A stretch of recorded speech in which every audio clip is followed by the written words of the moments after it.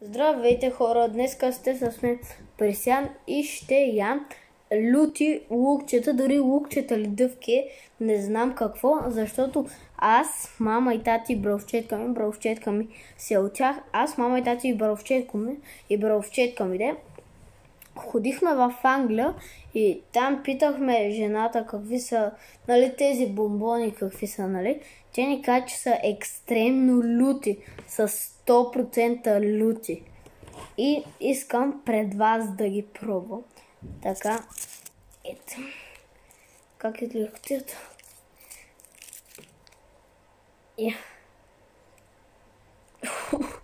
То мирише само. И в другия клип, в петък, ще го кача с братовчетка ми. Цял ден с братовчетка ми ще оцеляваме с 5 лева. Аз и братовчетка ми Никол ще оцеляваме с 5 лева. И така, ето лукчето, защо е опаковано в такова. Не знам, просто да... Това е някакво сиво лукче. Като прозрачно. Добре, ладно, 3. Подготвям съм си вода тук, маничко. Ладно, 3, 2, 1.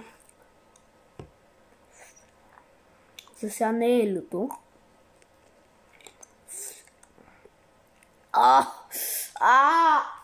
Това е гадно. Ма не е толкова люто.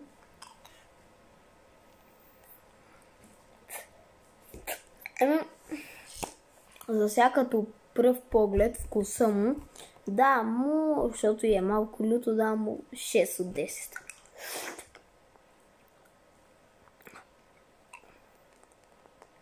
А това е стана много люто, е.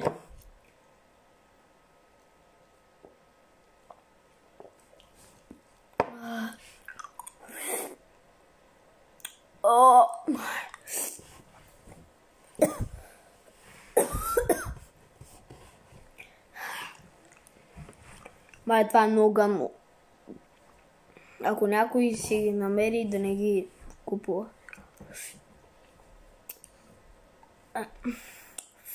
Това не. Изплюх. Хора, не мога, това е много люто. Просто това е...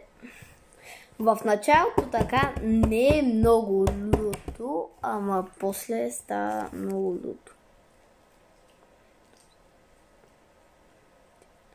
Пиши ментос пертин. Ето тук в оранжевото ментос пертин.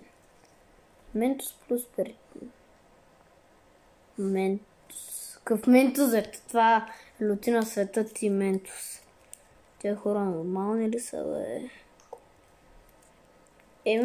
Добре хора, чао!